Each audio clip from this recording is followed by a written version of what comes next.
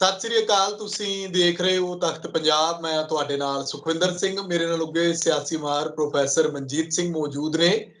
ਗੱਲਬਾਤ ਕਿ ਹੁਣ ਸੰਖਨਾਦ ਪੰਜਾਬ ਦੀ ਚੋਣ ਸਿਆਸਤ ਦਾ, ਪੰਜਾਬ ਦੇ ਵਿੱਚ ਵਿਧਾਨ ਸਭਾ ਚੋਣਾਂ ਨੂੰ ਲੈ ਕੇ ਜਿਹੜੀਆਂ ਉਡੀਕਾਂ ਕੀਤੀਆਂ ਜਾ ਰਹੀਆਂ ਸੀ ਕਿ ਵੋਟਾਂ ਕਦੋਂ ਪੈਣੀਆਂ ਨੇ, ਉਹ ਹੁਣ ਆ ਚੁੱਕੀਆਂ ਨੇ। ਗੱਲ ਹੁਣ ਅੱਗੇ ਆ ਕਿ ਡੋਰ ਟੂ ਡੋਰ ਜਾਣਾ ਜਾਂ ਕਿੱਦਾਂ ਲੋਕਾਂ ਦੇ ਵਿੱਚ ਤਾਲਮੇਲ ਬਿਠਾਉਣਾ, ਕਿਉਂਕਿ ਇਸ ਵਾਰ ਜਿਹੜੀ ਲੜਾਈ ਆ ਉਹ ਤਿਕੋਣੀ ਨਹੀਂ, ਬਹੁਤ ਕੋਣੀ ਹੋ ਚੁੱਕੀ ਹੈ। ਉਹਦੇ ਵਿੱਚ ਸਭ ਤੋਂ ਵੱਡਾ ਰੋਲ ਜਿਹੜਾ ਆ ਉਹ ਦੇਖਿਆ ਜਾ ਰਿਹਾ ਸਿਆਸੀ ਤੌਰ ਦੇ ਉੱਤੇ ਸੰਯੁਕਤ ਸਮਾਜ ਮੋਰਚੇ ਦਾ, ਕਿਸਾਨਾਂ ਦੇ ਮੋਰਚੇ ਦਾ। ਉਹ ਕਿਸਾਨ ਜਿਹੜੇ ਦਿੱਲੀ ਦੀਆਂ ਬਰੂਹਾਂ ਤੇ ਬੈਠ ਕੇ ਖੇਤੀ ਕਾਨੂੰਨਾਂ ਦੇ ਖਿਲਾਫ ਜਦੋਜਹਿਦ ਕਰਦੇ ਆ, ਉਹਨਾਂ ਨੂੰ ਰੱਦ ਕਰਵਾਉਣ ਤੋਂ ਬਾਅਦ ਕੇਂਦਰ ਸਰਕਾਰ ਦੀ ਤਾਨਾਸ਼ਾਹੀ ਨੂੰ ਢਾਹ ਲਾ ਕੇ ਪੰਜਾਬ ਪਹੁੰਚੇ। ਲੋਕ ਕਹਿੰਦੇ ਸੀ ਕਿ ਦਿੱਲੀ ਜਿੱਤ ਲਈ, ਹੁਣ ਪੰਜਾਬ ਕਦੋਂ ਜਿੱਤਣਾ। ਪਰ ਹੁਣ ਉਹਨਾਂ ਲੋਕਾਂ ਲਈ ਵੀ ਪ੍ਰੀਖਿਆ ਹੋਏਗੀ ਜਿਹੜੇ ਕਹਿੰਦੇ ਸੀ ਕਿ ਕਿਸਾਨ ਅੱਗੇ ਹੋਣ, ਸਾਨੂੰ ਇਮਾਨਦਾਰ ਲੀਡਰਾਂ ਦੀ ਲੋੜ ਹੈ, ਇਮਾਨਦਾਰ ਸਿਆਸਤਦਾਨ ਦੀ ਲੋੜ ਹੈ। ਕਹਿੰਦੇ ਅਸੀਂ ਝਾੜੂ ਨੂੰ ਵੀ ਬੜਾ ਦੇਖ ਲਿਆ, ਅਸੀਂ ਤੱਕੜੀ ਵਾਲਿਆਂ ਨੂੰ ਵੀ ਦੇਖ ਲਿਆ, ਅਸੀਂ ਪੰਜੇ ਵਾਲਿਆਂ ਨੂੰ ਵੀ ਦੇਖ ਲਿਆ, ਤੇ ਅਸੀਂ ਕਮਲ ਦੇ ਫੁੱਲ ਵਾਲਿਆਂ ਨੂੰ ਵੀ ਦੇਖ ਲਿਆ। ਹੁਣ ਵਾਰੀ ਕਹਿੰਦੇ ਸੰਯੁਕਤ ਸਮਾਜ ਮੋਰਚੇ ਦੀ ਹੈ। ਕਿੱਦਾਂ ਦਾ ਰਿਸਪੌਂਸ ਅੱਗੇ ਜਾ ਕੇ, ਕਿੱਦਾਂ ਜੋੜ ਤੋੜ ਲੋਕਾਂ ਦੇ ਵਿੱਚ ਕਿੱਦਾਂ ਵਿਚਰਨਾ ਹੈ, ਕਿਉਂਕਿ ਇੱਕ ਪਾਸੇ ਕਿਸਾਨਾਂ ਦੀ ਵੋਟ ਜਿਹੜੀ ਹੈ ਉਹ ਪੇਂਡੂ ਖੇਤਰ ਦੀ ਹੈ, ਤਾਂ ਸ਼ਹਿਰੀ ਲੋਕਾਂ ਨੂੰ ਕਿੱਦਾਂ ਪ੍ਰਭਾਵਿਤ ਕਰਨਾ ਹੈ, ਲੋਕ ਕਿੱਦਾਂ ਉਹਨਾਂ ਦੇ ਇਸ ਸਿਆਸੀ ਪੈਂਤੜੇ ਦੇ ਵਿੱਚ, ਜਾਂ ਕਹਿ ਲਓ ਕਿ ਲੋਕ ਕਿਸ ਤਰ੍ਹਾਂ ਮੰਨਣਗੇ ਕਿ ਕਿਸਾਨ ਜਿਹੜੇ ਨੇ ਉਹ ਸਾਡੇ ਪੱਖ ਦੀ ਗੱਲ ਕਰਨਗੇ। ਇਸ ਸਭ ਉੱਤੇ ਅਸੀਂ ਗੱਲਬਾਤ ਕਰਾਂਗੇ। ਸਵਾਗਤ ਹੈ ਤੁਹਾਡਾ ਪ੍ਰੋਫੈਸਰ ਸਾਹਿਬ। ਬਹੁਤ ਬਹੁਤ ਧੰਨਵਾਦ ਸੁਖਵਿੰਦਰ ਜੀ। ਸ਼ੁਕਰੀਆ ਪ੍ਰੋਫੈਸਰ ਸਾਹਿਬ। ਖੁਸ਼ੀ ਤੁਹਾਨੂੰ ਵੀ ਹੋਣੀ ਕਿ ਚੋਣ ਬਿਗਲ ਵੱਜਦੇ ਹੀ ਰਾਜੇਵਾਲ ਸਾਹਿਬ ਜਿਹੜੇ ਨੇ, ਆਪਾਂ ਜਿਹੜੀ ਤੁਸੀਂ ਗੱਲ ਕਰ ਰਹੇ ਸੀ ਕੱਲ ਕਿ ਖੁਸ਼ਖਬਰੀ ਪੰਜਾਬ ਲਈ ਹੈ ਕਿ ਉਹ ਆ ਰਹੇ ਨੇ, ਤੇ ਅੱਜ ਉਹ ਨਿੱਤਰ ਆਏ ਨੇ ਮੈਦਾਨ ਦੇ ਵਿੱਚ।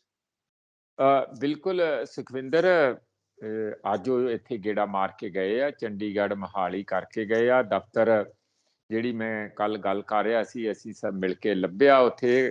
ਖਾਸ ਕਰ ਉਹਨਾਂ ਦੇ ਨਾਲ ਬੰਦੇ ਆਏ ਸੀਗੇ, ਅਸੀਂ ਮੀਡੀਆ ਵਾਲੇ ਵੀ ਉੱਥੇ ਲੋਕ ਪਹੁੰਚੇ ਹੋਏ ਸੀਗੇ।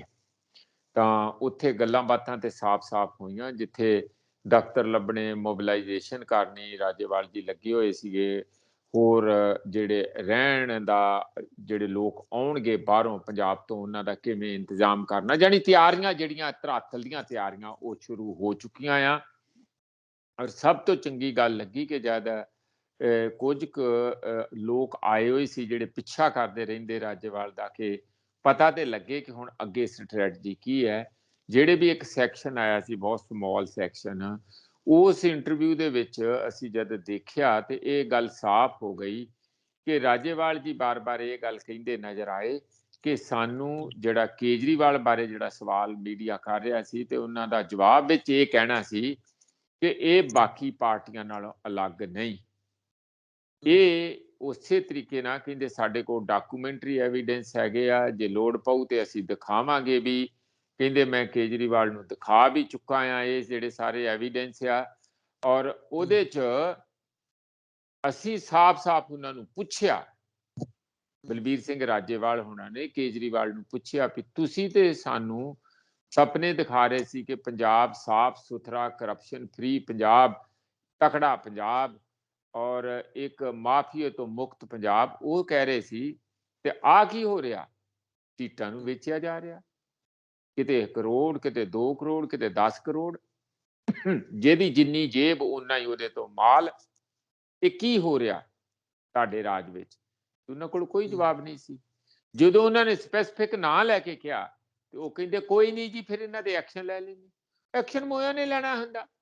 ਹੁਣ ਸਵਾਲ ਇਹ ਹੈ ਕਿ ਉਹ ਇਸ ਗੱਲ ਦਾ ਤੇ ਚਾਨਣਾ ਸਾਰਿਆਂ ਨੂੰ ਹੋ ਗਿਆ, ਇਹਨਾਂ ਕਿਸਾਨ ਵੀਰਾਂ ਨੂੰ ਵੀ ਹੋ ਗਿਆ ਕਿ ਇਹਨਾਂ ਤਿਲਾਂ 'ਚ ਤੇਲ ਹੈ ਨਹੀਂ। ਇਹ ਤੇ ਉਸੇ ਤਰੀਕੇ ਨਾਲ ਹੀ ਹੈ ਜਿਹੜੇ ਆ ਕੇ ਆਪਣਾ ਸੱਤਾ ਦਾ ਸੁੱਖ ਭੋਗਣਾ ਚਾਹੁੰਦੇ ਆ, ਤੇ ਪੰਜਾਬ ਨੂੰ ਇੱਕ ਲਾਂਚਿੰਗ ਪੈਡ ਬਣਾ ਕੇ ਕੇਜਰੀਵਾਲ ਇਥੋਂ ਦੇਸ਼ ਦੇ ਅੰਦਰ ਇੱਕ ਪ੍ਰਾਈਮ ਮਿਨਿਸਟਰ ਦਾ ਚਿਹਰਾ ਲਾਂਚ ਕਰਨਾ ਚਾਹੁੰਦੇ ਆ। ਇਹ ਗੱਲ ਸਾਡੀ ਸਮਝ, ਲੋਕਾਂ ਦੀ ਸਮਝ ਚੋਂ ਨਿਕਲੀ ਹੈ। ਰਹੀ ਗੱਲ ਕਿ ਫਿਰ ਅੱਗੇ ਕੀ ਹੋਊਗਾ, ਕਿੱਦਾਂ ਹੋਇਆ, ਕਿਸ ਤਰ੍ਹਾਂ ਚੀਫ ਮਿਨਿਸਟਰ ਦਾ ਹੋਇਆ, ਤੇ ਰਾਜੇਵਾਲ ਜੀ ਨੇ ਸਾਫ਼ ਇਹ ਗੱਲ ਅੱਜ ਪਹਿਲੀ ਵਾਰੀ ਦੱਸੀ, ਪਬਲਿਕਲੀ ਦੱਸੀ ਕਿ ਮੈਂ ਤੇ ਕਦੇ ਵੀ ਨਹੀਂ ਕਿਹਾ ਕਿ ਮੈਂ ਚੀਫ ਮਿਨਿਸਟਰ ਦਾ ਚਿਹਰਾ ਜਾਂ ਮੈਂ ਉੱਥੇ ਚੀਫ ਮਿਨਿਸਟਰ ਬਣਨ ਦਾ ਇਛੁਕ ਹੈਗਾ। ਇਹ ਤੇ ਆਰਐਸਐਸ ਵਾਂਗੂ ਇਹੋ ਜਿਹੀ ਕਾਨਾਫੂਸੀ ਚਲਾਈ ਇਹਨਾਂ ਨੇ ਆਮ ਆਦਮੀ ਪਾਰਟੀ ਦੇ ਜਿਹੜਾ ਸੋਸ਼ਲ ਮੀਡੀਆ ਜਾਂ ਹੋਰ ਕਿ ਸਾਰੀ ਜਗ੍ਹਾ ਅੰਦਰੋਂ ਅੰਦਰੀ ਗੱਲ ਕਮਾਤੀ। ਸਾਡਾ ਚਿਹਰਾ ਰਾਜੇਵਾਲ, ਸਾਡਾ ਚੀਫ ਮਿਨਿਸਟਰ ਦਾ ਚਿਹਰਾ ਰਾਜੇਵਾਲ। ਕਿਤੇ ਮੈਂ ਤੇ ਕਦੀ ਵੀ ਨਹੀਂ ਕਿਹਾ। ਸਾਡਾ ਤੇ ਇਹੀ ਸੀ ਕਿ ਸਾਡੇ ਕੋਲ 60 ਸੀਟਾਂ ਕਿਸਾਨ ਵੀਰਾਂ ਦੀਆਂ ਸੀਗੀਆਂ, ਜਿਹੜੀਆਂ ਉਹ ਛੇਤੀ ਅਨਾਉਂਸ ਕਰਨ ਜਾ ਰਹੇ ਆ। ਉਹਨਾਂ ਦੀ ਪਹਿਲਾਂ ਹੀ ਲਿਸਟ ਉਹਨਾਂ ਕੋਲ ਰੈਡੀ ਹੈਗੀ ਆ। ਕਿਸਾਨ ਵੀਰ ਮਤਲਬ ਇਕੱਲੇ ਕਿਸਾਨ ਨਹੀਂ ਹੋਣਗੇ, ਕਈ ਕਿਸਮ ਦੇ ਲੋਕ ਉਹਨਾਂ 'ਚ ਹੋਣਗੇ। ਉਹ ਸੀਟਾਂ ਜਿਹੜੀਆਂ 60 ਇਹਨਾਂ ਨੇ ਕੈਂਡੀਡੇਟ ਸਿਲੈਕਟ ਕੀਤੇ ਸੀ, ਤੇ ਜਦੋਂ ਇਹ ਧੜਾ ਧੜ ਆਪਣੀ ਲਿਸਟ ਜਾਰੀ ਕਰਨ ਲੱਗੇ ਤਾਂ ਫਿਰ ਇਹਨਾਂ ਨੇ ਕਿਹਾ ਅਲਵਿਦਾ, ਤੁਸੀਂ ਸੰਜੀਦਾ ਨਹੀਂ। ਬੜਾ ਚੰਗਾ ਹੋਇਆ ਵੇਲੇ ਸਿਰ ਪਤਾ ਲੱਗ ਗਿਆ ਕਿ ਤੁਹਾਡਾ ਅਸਲੀ ਕਿਰਦਾਰ ਕੀ ਹੈ। ਔਰ ਇਸ ਕਰਕੇ ਜਦੋਂ ਮੀਡੀਆ ਨੇ ਜਿੰਨੀ ਵੀ ਤਹਿਕੀਕਾਤ ਇਸ ਇਸ਼ੂ ਤੇ ਕੀਤੀ, ਉਹਨਾਂ ਦਾ ਇੱਕੋ ਹੀ ਕਹਿਣਾ ਸੀ ਕਿ ਸਾਨੂੰ ਇਹ ਪਤਾ ਕਿ ਕੇਜਰੀਵਾਲ ਦੂਜੀਆਂ ਪਾਰਟੀਆਂ ਨਾਲੋਂ ਅਲੱਗ ਨਹੀਂ ਹੈ। ਇਹ ਕਾਫੀ ਆਪਣੇ ਆਪ 'ਚ ਛੋਟੀ ਜਿਹੀ ਸਟੇਟਮੈਂਟ ਸਾਰਾ ਕੁਝ ਦਰਸਾਉਂਦੀ। ਰਹੀ ਗੱਲ ਕਿ ਹੁਣ ਅੱਗੇ ਕੀ ਕਰਨਾ, ਇਹ ਸਵਾਲ ਵੀ ਅੱਜ ਆਏ। ਪਹਿਲਾਂ ਤੁਸੀਂ ਕਿਸਾਨ ਸੀਗੇ, ਹੁਣ ਤੁਸੀਂ ਸੰਯੁਕਤ ਸਮਾਜ ਮੋਰਚਾ। ਤੇ ਉਹਦੇ ਜਵਾਬ 'ਚ ਉਹਨਾਂ ਨੇ ਕਿਹਾ ਕਿ ਦੇਖੋ ਸਾਡੇ ਜਦੋਂ ਅਸੀਂ ਕਿਸਾਨ ਮੋਰਚਾ ਵੀ ਸੀ ਤੇ ਉਹ 'ਚ ਵੀ ਜਨ ਅੰਦੋਲਨ ਤੇ ਬਣ ਹੀ ਚੁੱਕਾ ਸੀ। ਉਹਦੇ ਵਿੱਚ ਕਿੰਨੇ ਸਪੋਰਟਸ ਦੇ ਲੋਕਾਂ ਨੇ ਆਪਣੇ ਤਗਮੇ ਵਾਪਸ ਕੀਤੇ, ਕਿੰਨੇ ਰਾਈਟਰਾਂ ਨੇ ਆਪਣੇ ਰੁਤਬੇ ਵਾਪਸ ਕੀਤੇ, ਕਿੰਨਾ ਹੋਰ ਲੋਕਾਂ ਨੇ ਆ ਕੇ ਉੱਥੇ ਕੁਰਬਾਨੀਆਂ ਦਿੱਤੀਆਂ। ਹਰ ਵਰਗ ਦਾ ਬੰਦਾ ਉੱਥੇ ਪਹੁੰਚਿਆ, ਭਾਵੇਂ ਦੇਸ਼ ਦੇ ਵਿੱਚੋਂ ਸੀ, ਭਾਵੇਂ ਪੰਜਾਬ 'ਚੋਂ ਸੀ, ਹਰਿਆਣੇ 'ਚੋਂ ਸੀ, ਵਿਦੇਸ਼ਾਂ 'ਚੋਂ ਸੀ। ਸਮੁੱਚੀ ਜਨ ਨੇ ਉੱਥੇ ਆਪਣੀ ਆਪਣੀ ਕੰਟਰੀਬਿਊਸ਼ਨ, ਆਪਣਾ ਤਿਲ ਫੁੱਲ ਦਾ ਹਿੱਸੇਦਾਰੀ ਦਿਖਾਈ। ਉਹੀ ਲੋਕ ਅੱਜ ਸਾਡੇ ਫੇਰ ਸਿਪਾਹੀ ਆ, ਉਹੀ ਲੋਕ ਇਸ ਲੜਾਈ ਨੂੰ ਕੱਲਾ ਕੱਲਾ ਸਿਪਾਹੀ ਬਣ ਕੇ ਉਸੇ ਹੀ ਤਰੀਕੇ ਨਾਲ ਫਿਰ ਇੱਕ ਵਾਰੀ ਇਸ ਮੈਦਾਨ 'ਚ ਵੀ ਜਿੱਤ ਕੇ ਨਿਕਲਣਗੇ ਔਰ ਉਸੇ ਹੀ ਸ਼ਿੱਦਤ ਦੇ ਨਾਲ, ਉਸੇ ਹੀ ਵਿਸ਼ਵਾਸ ਦੇ ਨਾਲ ਉਹ ਅੱਗੇ ਵਧਣਗੇ। ਇਹ ਉਹਨਾਂ ਦਾ ਕਹਿਣਾ ਸੀ। ਮੈਨੂੰ ਇਸ ਗੱਲ ਦੇ ਵਿੱਚ ਕਾਫੀ ਹੱਦ ਤੱਕ ਸੱਚਾਈ ਵੀ ਲੱਗੀ, ਕਿਉਂਕਿ ਇਹ ਗੱਲ ਵੀ ਸਾਫ਼-ਸਾਫ਼ ਆਈ ਇੰਟਰਵਿਊਆਂ ਦੇ ਦੌਰਾਨ। ਇਹ ਗੱਲ ਚੱਲ ਰਹੀ ਸੀਗੀ ਸੁਖਵਿੰਦਰ ਕਿ ਉਧਰੋਂ ਇਲੈਕਸ਼ਨ ਕਮਿਸ਼ਨ ਆਪਣੀ ਧੜਾ ਧੜ ਡੇਟਾਂ ਅਨਾਉਂਸ ਕਰ ਰਿਹਾ ਸੀ, ਜਿਹੜੀਆਂ ਤੁਸੀਂ ਦੱਸ ਰਹੇ ਕਿ 15 ਤਰੀਕ ਤੱਕ ਰੈਲੀਆਂ ਨਹੀਂ ਕਰ ਸਕਦੇ, 21 ਤਰੀਕ ਤੋਂ ਤੁਸੀਂ ਆਪਣੇ ਨੋਮੀਨੇਸ਼ਨ ਫਾਈਲ ਕਰ ਸਕਦੇ ਆ, 28 ਤਰੀਕ ਨੂੰ ਨੋਮੀਨੇਸ਼ਨ ਦਾ ਲਾਸਟ ਦਿਨ ਹੋਊਗਾ, ਫਿਰ ਇੱਕ ਅੱਧਾ ਦਿਨ ਵਿਦਡਰਾਅਲ ਹੋਊਗਾ ਤੇ 14 ਫਰਵਰੀ ਨੂੰ ਵੋਟਾਂ ਪੈ ਜਾਣਗੀਆਂ ਤੇ 7 ਤਰੀਕ ਨੂੰ ਆਖਰੀ ਵੋਟ ਯੂਪੀ 'ਚ ਪਊਗੀ, ਆਖਰੀ ਫੇਜ਼ ਦੀਆਂ, 7ਵੇਂ ਫੇਜ਼ ਦੀਆਂ 7 ਮਾਰਚ ਨੂੰ, ਔਰ 10 ਮਾਰਚ ਨੂੰ ਲਾਲਾ ਕਾਊਂਟਿੰਗ ਦੀ ਹੋ ਜੂਗੀ। ਸਾਰਾ ਜਿਹੜਾ ਨਾ ਠੰਡ ਠੰਡੌਲਾ ਹੋ ਜੂ, ਜਿੱਥੇ ਜਿੱਥੇ ਜੋ ਹੋਣਾ ਹੋ ਜਾਓ। ਇਹ ਖਬਰਾਂ ਇੰਟਰਵਿਊ ਦੇ ਦੌਰਾਨ ਹੀ ਫਲੋ ਕਰ ਰਹੀਆਂ ਸੀ ਤੇ ਜਿਹੜੇ ਇੰਟਰਵਿਊ ਵਾਲੇ ਉਹ ਪੁੱਛ ਵੀ ਰਹੇ ਸੀ ਵੀ ਟਾਈਮ ਬੜਾ ਥੋੜਾ। ਬਿਲਕੁਲ ਮੈਨੂੰ ਲੱਗਦਾ ਹੈ ਸੁਖਵਿੰਦਰ ਕਿ ਪੰਜਾਬ ਬਾਰੇ ਚਰਚਾ ਇਹ ਸੀ ਕਿ ਫਰਵਰੀ ਐਂਡ ਦੇ ਵਿੱਚ ਪੰਜਾਬ ਦੀ ਡੇਟ ਇਲੈਕਸ਼ਨ ਦੀ ਹੋਊਗੀ, ਪਰ ਇਸ ਤਰ੍ਹਾਂ ਨਹੀਂ ਹੋਇਆ। ਤੁਸੀਂ ਇਹ ਅੰਦਾਜ਼ਾ ਤੁਹਾਡਾ ਵੀ ਮੈਂ ਪੁੱਛੂੰਗਾ ਵੀ ਕੀ ਹੈ, ਕਿਉਂ ਨਹੀਂ ਹੋਇਆ, ਪਰ ਜਿਹੜਾ ਮੈਨੂੰ ਅੰਦਾਜ਼ਾ ਲੱਗਦਾ ਕਿ ਜਦੋਂ ਮੋਦੀ ਜੀ ਭੱਜ ਕੇ ਵਾਪਸ ਗਏ ਆ, ਭਾਵੇਂ ਜੋ ਆਪਣੇ ਡਰ ਚੋਂ ਕੋਈ ਹੋਰ ਹੀ ਸਟੇਟਮੈਂਟ ਪੁੱਠੀ ਸਿੱਧੀ ਜੀ ਦੇ ਕੇ ਵਾਪਸ ਜਾਣ ਲੱਗੇ ਪੰਜਾਬ ਚੋਂ, ਉਹ ਜਿਹੜੀ ਸਟੇਟਮੈਂਟ ਤੋਂ ਬਾਅਦ ਉਹਨਾਂ ਨੇ ਇਹ ਪੰਜਾਬ ਬਾਰੇ ਸੋਚ ਲਿਆ ਵੀ ਇੱਥੋਂ ਤੇ ਸਾਡੇ ਪੱਤੇ ਸਾਫ਼ ਆ, ਇੱਥੇ ਤੇ ਕੈਂਡੀਡੇਟ ਵੀ ਨਹੀਂ ਲੱਭਣੇ, ਉਹ ਜਿਹੜੇ ਬੂਥਾਂ ਤੇ ਬਸਤੇ ਰੱਖਣੇ ਹੁੰਦੇ ਪਾਰਟੀ ਦੇ ਉਹ ਵੀ ਨਹੀਂ ਲੱਭਣੇ। ਕਿਉਂਕਿ ਹਾਲਤ ਇਹ ਆ ਕਿ ਜਦੋਂ ਲੋਕ ਰੈਲੀ 'ਚ ਹੀ ਨਹੀਂ ਆਏ ਤੇ ਬਾਅਦ 'ਚ ਕਿਹਨੇ ਕੰਮ ਕਰਨਾ? ਕਿਸੇ ਨੇ ਨਹੀਂ ਕਰਨਾ। ਉਹਨਾਂ ਨੇ ਕਿਹਾ ਇਹਨਾਂ ਨੂੰ ਗਲੋਂ ਲਾਓ। ਆਹ ਗੱਲ ਹੋਈ ਹੈ। ਤਾਂ 14 ਫਰਵਰੀ ਜਿਹੜੀ ਹੈ ਉਹਨਾਂ ਨੇ ਬੜੀ ਅਰਲੀ ਸਟੇਜ ਤੇ, ਪਹਿਲੀਆਂ ਹੈਗੀਆਂ 10 ਨੂੰ, ਸ਼ਾਇਦ 10 ਫਰਵਰੀ ਨੂੰ ਪਹਿਲਾ ਫੇਜ਼, ਤੇ ਦੂਜੇ ਦੇ ਉੱਤੇ 14 ਨੂੰ ਇਹਨਾਂ ਨੇ ਰੱਖ ਦਿੱਤੀ ਪੰਜਾਬ ਦੀ ਚੋਣ। ਔਰ ਉਦੋਂ ਚੰਗੀ ਗੱਲ ਹੈ ਵੇਲੇ ਸਿਰ ਹੋ ਕੇ ਠੰਡ ਠੰਡੌਲਾ ਹੋ ਜੂ। ਪਰ ਇਹਦੇ ਨਾਲ ਇੱਕ ਚਿੰਤਾ ਸਾਡੇ SSM ਦੀ ਜ਼ਰੂਰ ਵੱਧ ਗਈ ਹੈ, ਕਿਉਂਕਿ ਇਹ ਬਹੁਤ ਲੇਟ ਚੱਲੇ। ਲੇਟ ਕਾਰਨ ਇਹ ਸੀਗਾ ਕਿਉਂਕਿ ਇੰਨਾ ਸਾਰੇ ਕਿਸਮ ਦੇ ਲੋਕਾਂ ਨੂੰ ਇਕੱਠੇ ਕਰਨਾ, ਔਰ ਦੂਸਰਾ ਮੈਨੂੰ ਲੱਗਦਾ ਕਿਤੇ ਨਾ ਕਿਤੇ ਕੇਜਰੀਵਾਲ ਵੱਲੋਂ ਵੀ ਐਵੇਂ ਗਾਜਰ ਲਟਕਾ ਕੇ ਰੱਖਣਾ ਕਿ ਹੁਣ ਊਠ ਦਾ ਬੁੱਲ ਡਿੱਗਿਆ, ਹੁਣ ਊਠ ਦਾ ਬੁੱਲ ਡਿੱਗਿਆ, ਤੇ ਕਿਸਾਨ ਵੀਰ ਸ਼ਾਇਦ ਉਹਦੀਆਂ ਚਾਲਾਂ ਨੂੰ ਉਸ ਤਰੀਕੇ ਨਾਲ ਨਹੀਂ ਸਮਝ ਸਕੇ ਜਿੰਨੀ ਤੇਜ਼ ਤਰਾਰ ਉਹਦੀ ਸੋਚ ਰਾਜਨੀਤੀ ਦੇ ਵਿੱਚ ਕੰਮ ਕਰਦੀ ਹੈ। ਪਰ ਦੇਰ ਆਏ ਦਰੁਸਤ ਆਏ ਕਹੋ ਜਾਂ ਇੰਜ ਕਹਿ ਲਓ ਕਿ ਇਸ ਚਾਨਣ ਤੋਂ ਬਾਅਦ ਜਿਹੜਾ ਚਾਨਣਾ ਉਹਨਾਂ ਨੂੰ ਬਾਕੀ ਪਾਰਟੀਆਂ ਬਾਰੇ ਤੇ ਕਿਸਾਨਾਂ ਨੂੰ ਪਹਿਲਾਂ ਹੀ ਆ ਬੜਾ ਭਲੀ ਭਾਂਤ ਸਾਰਾ ਪੰਜਾਬ ਜਾਣਦਾ, ਇਹ ਨਵੇਂ ਪਲੇਅਰ ਬਾਰੇ ਉਹਨਾਂ ਨਹੀਂ ਸੀ। ਹੁਣ ਉਹ ਜਿਸ ਸ਼ਿੱਦਤ ਦੇ ਨਾਲ, ਜਿਸ ਸ਼ਕਤੀ ਦੇ ਨਾਲ ਉਹ ਅੱਗੇ ਵਧਣਗੇ, ਉਹਦੇ ਵਿੱਚ ਕੋਈ ਦੁਬਿਧਾ ਨਹੀਂ ਹੋਊਗੀ। ਅਟੈਕ ਭਾਰੀ ਹੋਊਗਾ, ਮੁਕਾਬਲਾ ਭੀਸ਼ਣ ਹੋਊਗਾ। ਇਹ ਮੈਨੂੰ ਇੱਕ ਤੁਹਾਨੂੰ ਖੁਸ਼ਖਬਰੀ ਜ਼ਰੂਰ ਦੇਣ ਵਾਲੀ ਮੈਂ ਸਮਝਦਾ। ਬਿਲਕੁਲ ਬਿਲकुल ਕਈ ਦਿਨਾਂ ਤੋਂ ਇਸੇ ਉੱਤੇ ਗੱਲਬਾਤ ਹੋ ਰਹੀ ਸੀ ਕਿ ਕੀ ਬਣਨਾ ਹੈ। ਚਲੋ ਇਹ ਵੀ ਆ ਕਿ ਇੱਕ ਪੰਜਾਬ ਦੇ ਵਿੱਚ ਹੁਣ ਲੋਕਾਂ ਨੂੰ ਨਵੇਂ ਤਰੀਕੇ ਦਾ ਜਿਹੜਾ ਜਦੋਂ ਸੰਯੁਕਤ ਸਮਾਜ ਮੋਰਚੇ ਦੀ ਗੱਲ ਹੁੰਦੀ ਹੈ, ਜਿਹੜਾ ਕਹਿੰਦੇ ਦਿੱਲੀ ਦੀਆਂ ਬਰੂਹਾਂ ਤੇ ਅੰਦੋਲਨ ਚਲਾਇਆ ਸੀ, ਉੱਥੋਂ ਪ੍ਰਾਪਤੀਆਂ ਕੀਤੀਆਂ। ਹੁਣ ਪੰਜਾਬ ਦੇ ਵਿੱਚ ਜਿਹੜਾ ਕਿਸਾਨਾਂ ਦੇ ਇਹ ਵੀ ਇੱਕ ਅੰਦੋਲਨ ਹੋਏਗਾ ਸਿਆਸੀ ਬਦਲਾਅ ਦੇ ਲਈ, ਕਿੱਦਾਂ ਦਾ ਬਦਲਾਅ ਲਿਆਉਣਾ। ਇੱਕ ਕਹਿੰਦੇ ਟ੍ਰੇਲਰ ਪੰਜਾਬ ਚੋਂ ਦਿਖਾ ਕੇ ਫਿਰ ਇਹਦੀ ਪੂਰੀ ਫਿਲਮ ਜਿਹੜੀ ਹੈ 2024 ਤੱਕ ਕਹਿੰਦੇ ਦੇਸ਼ ਵਿੱਚ ਦਿਖਾ ਦੇਣੀ ਹੈ। ਪਰ ਬੀਜੇਪੀ ਕਹਿੰਦੀ ਕਿ ਅਸੀਂ ਪੰਜਾਬ ਵਿੱਚ ਡਬਲ ਇੰਜਨ ਚਲਾਉਣਾ। ਪ੍ਰੋਫੈਸਰ ਸਾਹਿਬ, ਪੱਛਮੀ ਬੰਗਾਲ ਦੇ ਵਿੱਚ ਜਿਹੜਾ ਇਹਨਾਂ ਨੇ ਇੰਜਨ ਚਲਾਇਆ ਸੀ, ਕੀ ਉਹੋ ਜਿਹਾ ਇੰਜਨ ਪੰਜਾਬ ਵਿੱਚ ਚਲਾਉਣ ਦੀ ਕੋਸ਼ਿਸ਼, ਜਾਂ ਜਿਵੇਂ ਦਾ ਯੂਪੀ ਦੇ ਵਿੱਚ ਚੱਲਦਾ ਉਵੇਂ ਦਾ ਇੰਜਨ, ਜਾਂ ਕੋਈ ਵੱਖਰਾ ਇੰਜਨ ਲਿਆ ਕੇ ਫਿੱਟ ਕਰਨਾ? ਮੈਂ ਕਈ ਵਾਰੀ ਕਈ ਜਣਿਆਂ ਨੂੰ ਸਵਾਲ ਕਰ ਲਿਆ, ਜਿਹੜਾ ਕੈਪਟਨ ਸਾਹਿਬ ਤੇ ਢੀਂਡਸਾ ਸਾਹਿਬ ਵਾਲਾ ਇੰਜਨ ਵੀ ਇੱਥੇ ਨਜ਼ਰ ਆਉਂਦਾ, ਕਹਿੰਦੇ ਸ਼ਾਇਦ ਉਹ ਕੰਮ ਲੈ ਲੈਣ। ਉਹ ਕੱਖ ਨਹੀਂ ਹੈ ਕੈਪਟਨ ਸਾਹਿਬ, ਤੇ ਕੈਪਟਨ ਵੱਲ ਤੇ ਕੋਈ ਦੇਖਦਾ ਹੀ ਨਹੀਂ ਹੈ। ਉਹ ਤੇ ਆਪ ਹੀ ਆਪਣੇ ਜਿਹੜੀ ਹੈ, ਮੈਨੂੰ ਤੇ ਬੜੇ ਅਫਸੋਸ ਦੀ ਗੱਲ ਨਹੀਂ ਹੈ ਕਿ ਏਡੇ ਵੱਡੇ ਪਾਰਟੀ ਦਾ ਪ੍ਰਧਾਨ ਹੋ ਰਿਹਾ ਹੋਵੇ, 2 ਵਾਰੀ ਚੀਫ ਮਿਨਿਸਟਰ ਰਿਹਾ ਹੋਵੇ, ਖਾਲੀ ਕੁਰਸੀਆਂ ਨੂੰ ਭਾਸ਼ਣ ਦੇਈ ਜਾਵੇ ਤੇ ਕਾਂਗਰਸ ਦੀਆਂ ਤਾਰੀਫਾਂ ਕਰੀ ਜਾਵੇ ਬੀਜੇਪੀ ਦੀ ਸਟੇਜ ਤੋਂ। ਇਹ ਹਾਸੋ ਹੀਣੀਆਂ ਗੱਲਾਂ ਨਹੀਂ ਹੈਗੀਆਂ। ਤੇ ਐਉਂ ਦੇ ਰਹੇ ਹੋਵੇ ਜਿਵੇਂ 10 ਲੱਖ ਲੋਕਾਂ ਨੂੰ ਰੈਲੀ ਨੂੰ ਭਾਸ਼ਣ ਦੇ ਰਹੇ ਆ। ਮੈਂ 22 ਲੱਖ ਲੋਕਾਂ ਨੂੰ ਨੌਕਰੀ ਦੇਤੀ, ਤੈਨੂੰ ਪੁੱਛਿਆ ਕਿਸੇ ਨੇ ਦਿੱਤੀ ਜਾਂ ਨਹੀਂ ਦਿੱਤੀ?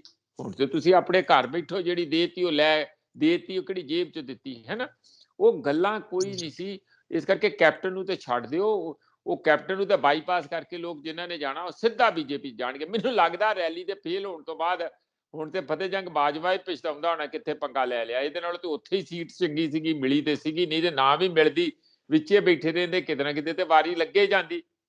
ਉਹ ਹੁਣ ਉਧਰੋਂ ਵੀ ਮੋੜਾ ਜਿਹੜਾ ਨਾ ਭੱਜ ਕੇ ਸਿੱਧਾ ਬਾਈਪਾਸ ਕਰਦੇ ਸੀਗੇ। ਉਹ ਵੀ ਇਹ ਵੀ ਗੱਲਾਂ ਚੱਲ ਰਹੀਆਂ ਕਿ ਢੀਂਡਸਾ ਸ਼ਾਇਦ ਹੋ ਸਕਦਾ ਬ੍ਰਹਮਪੁਰੇ ਵਾਂਗੂ ਘਰ ਵਾਪਸੀ ਕਰ ਲੈਣ, ਕਿਉਂਕਿ ਉੱਥੇ ਜਿਹੜਾ ਹਾਲਤ ਜਿੰਨੀ ਮਾੜੀ ਹੈ ਤੇ ਟੱਚ ਮੀ ਨਾਟ ਵਰਗੀ ਬੀਜੇਪੀ ਦੇ ਅੰਦਰ, ਉਹ ਵੀ ਇਸ ਗੱਲ ਤੋਂ ਡਿਸਐਨਚੈਂਟ ਵੀ ਹੋਏ ਆ ਤੇ ਉਹਨਾਂ ਨੂੰ ਰੋਸ਼ਨੀ ਵੀ ਪਈ ਆ। ਤੇ ਥੋੜਾ ਇਸ ਗੱਲ ਤੋਂ ਬੰਦਾ ਪਛਾਣ ਵੀ ਹਟਦਾ ਵੀ ਯਾਰ ਕਾਹਨੂੰ ਇੰਨੀ ਆਪਣੀ ਜਿੱਥੇ ਪਹਿਲਾਂ ਇੱਜ਼ਤ ਬਣੀ ਸੀ, ਠੀਕ ਹੈ ਜੇ ਥੋੜੀ ਬਹੁਤ ਘੱਟ ਵੀ ਮਿਲ ਜੂਗੀ, ਪਰ ਉਹ ਫਿਰ ਵੀ ਬੀਜੇਪੀ ਵਾਲੀ ਇੱਜ਼ਤ ਨਾਲੋਂ ਜੋ ਇੱਥੇ ਜਿਹੋ ਜੀ ਹੋ ਰਹੀ ਹੈ ਉਹਦੇ ਨਾਲ ਚੰਗਾ ਹੀ ਹੋਊਗਾ।